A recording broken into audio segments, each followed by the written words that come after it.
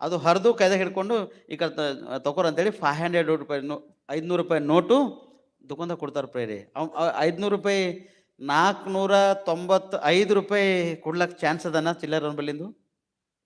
ಸಣ್ಣ ಸಣ್ಣ ದುಕಾನ್ದಾಗ ಆಗ್ಲಕ್ಕೆ ಚಾನ್ಸ್ ಅದನ? ಇಲ್ಲ. ಮೊದಲೇ ನೋಟ್ ಕೊಟ್ಟು ತಗೊಮಲ್ಲ, ಮೊದಲೊಂದು ಪ್ಯಾಕೆಟ್ ಹರಿತಾರ, ತಗೋತಾರ, ತಗೊಂಡು ಪೈಲೇದಕ್ಕೆ ಹರಿತಾರೆ. ಯಾಕಂದ್ರೆ ಮತ್ತೆ ಅವ್ರು ರಿಟರ್ನ್ ತಗೊಂಬಲ್ಲ. ರಿಟರ್ನ್ ತಗೊಂಡ್ರೆ ಯಾರು ಲಾಸು? ದುಕಾನ್ದವ್ರಿಗೆ ಲಾಸ್.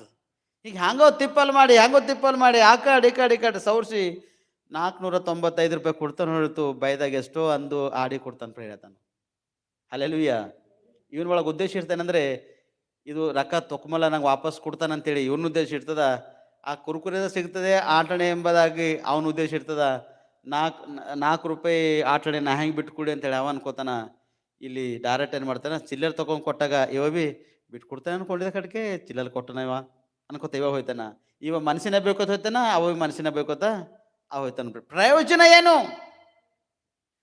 ಫ್ರೀ ಆಗಿ ಯಾವುದು ಲೋಕದಲ್ಲಿ ಇಲ್ಲ. ಮನುಷ್ಯನು ಈ ಲೋಕಕ್ಕೆ ಬರ್ಬೇಕಾದ್ರೆ ಬಿ ದುಡ್ಡು ಖರ್ಚದ. ಈ ಲೋಕದ ಯಾತ್ರೆ ಮುಗಿಸ್ಕೊಂಡು ಹೋದ್ರು ಕೂಡ ದುಡ್ಡು ಖರ್ಚದ. ಮೊದಲನೇದು ಕುಂಚಿ ಕುಲಾಯಿ ಅಂತಿರು. ಇವತ್ತು ಕುಂಚಿ ಕುಲಾಯಿ ಖತಮಾಗ್ಯದ ಪ್ರೇಯರೇ. ಎಲ್ಲದ ಕುಂಚಿ ಕುಲಾಯಿ ಗೊತ್ತು? ಹಲ್ಲೆಲೂಯಾ. ನಿಮ್ಮ ಮನೆಗೆ ಯಾರ್ದಾರ ಡೆಲಿವರಿದವ್ರು ಕುಂಚಿ ಕುಲಾಯಿ ಅಂತೇಳಿ ಹೊಲಿಲತ್ತಾರ? ಯಾಕೆ ಕುಂಚಿದ ಹಾಕ್ಲತ್ತಾರ? ಮುಸ್ಕಿ ಹಾಕ್ಲತ್ತಾರ ಕೂಸಿಗೆ. ಮುಸ್ಕಿ ದೊಡ್ಡದೊಂದು ಮುಸ್ಕಿ ಉಂಟದ, ಕೂಸು ಗರಂ ಇರ್ತಂತೇಳಿ ಆ ಮುಸ್ಕಿದ ಹಾಕ್ಲತ್ತಾರ. ಆ ಮುಸ್ಕಿದಾಗೆ ಕೂಸು ಎಲ್ಲ ಮಾಡ್ತಾ ಇರ್ತದ, ಎಲ್ಲ ವಾಸನ ಆ ಮುಸ್ಕಿದಾಗೆ ತುಂಬೋಯ್ತದ. ಕೂಸಿಗೆ ಏನು ಪ್ರಾಬ್ಲಮ್ ತಯಾರಾಯ್ತದ? ಇನ್ಸ್ಪೆಕ್ಷನ್ ಬಾಡಿದಲ್ಲಿ ಆಟೋಮೆಟಿಕ್ಲಿ ಬಾಡಿದಲ್ಲಿ ಇನ್ಸ್ಪೆಕ್ಷನ್ ಸ್ಟಾರ್ಟ್ ಆಯ್ತದ ಪ್ರೇಯರೇ. ಆಟೋಮೆಟಿಕ್ಲಿ ಸ್ಟಾರ್ಟ್ ಆಯ್ತದೆ.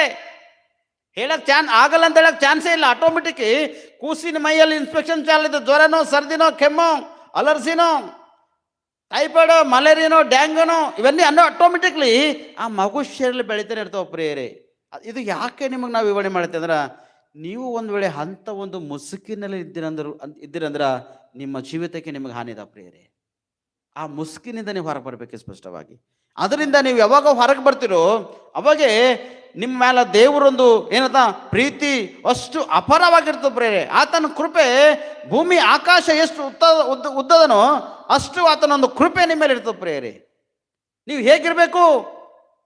ಆತನಲ್ಲಿ ಭಯ ಮತ್ತು ಭಕ್ತಿಯಲ್ಲಿರ್ಬೇಕು ಪ್ರೇರೆ. ನೀವು ಭಯ ಭಕ್ತಿಯಲ್ಲಿ ನೀವು ಇದ್ದೀರಂದ್ರೆ ನಿಮ್ಮ ಮೇಲೆ ಆತನ ಕೃಪೆ ಅದ. ಮತ್ತೆ ಹೇಳ್ತಾನೆ, ಪೂರ್ವಕ್ಕೂ ಪಶ್ಚಿಮಕ್ಕೂ ಎಷ್ಟು ದೂರವೋ ನಮ್ಮ ದ್ರೋಹಗಳನ್ನು ನಮ್ಮಿಂದ ತೆಗೆದು ಅಷ್ಟು ದೂರ ಮಾಡಿದ್ದಾನೆ. ಹಲ್ಲೆಲೂಯ. ಯಾರ ದ್ರೋಹಗಳು ದೂರ ಮಾಡ್ಯಾನ? ನಮ್ಮಂದ್ರೆ ಯಾರು?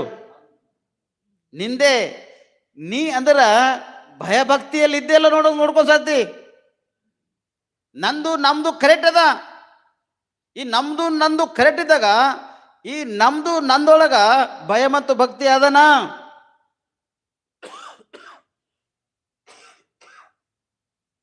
ಒಂದ್ ವೇಳೆ ನಮ್ದು ಅಂತಕ್ಕಂಥವ್ರಾಗಿದ್ದೀರಂದ್ರ ನೀವು ಶಾಂಪಲ್ ಟೆಸ್ಟ್ ಮಾಡ್ಕೋಬೇಕು. ನನ್ನ ಒಳಗೆ ಭಯ ಮತ್ತು ಭಕ್ತಿ ಅದನ ಅಥವಾ ಇಲ್ಲ ಎಂಬುದನ್ನು ಚೆಕ್ ಮಾಡ್ಕೋಬೇಕು ಪ್ರೇರೆ. ಒಂದ್ ವೇಳೆ ಭಯಭಕ್ತಿ ನಿಮ್ಮ ಒಳಗದ, ದೇವರಲ್ಲಿ ಭಯಭಕ್ತಿ ಉಳ್ಳವರಾಗಿ ನೀವು ಇದ್ದೀರಂದ್ರ ನಿಮ್ಮ ದ್ರೋಹಗಳೆಲ್ಲ ಅಷ್ಟು ದೂರ ಮಾಡ್ಯಾಕನ್ಪ್ರೇ ದೇವರು.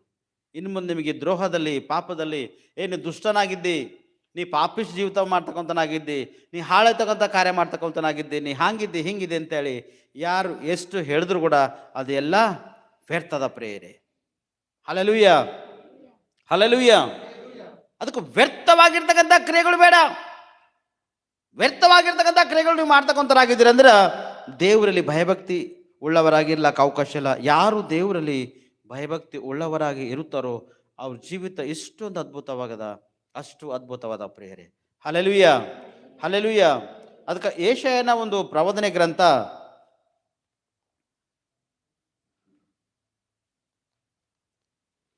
ಯೆಶಾಯನ ಪ್ರವಾದನೆ ಗ್ರಂಥ 43ನೇ ಅಧ್ಯಾಯ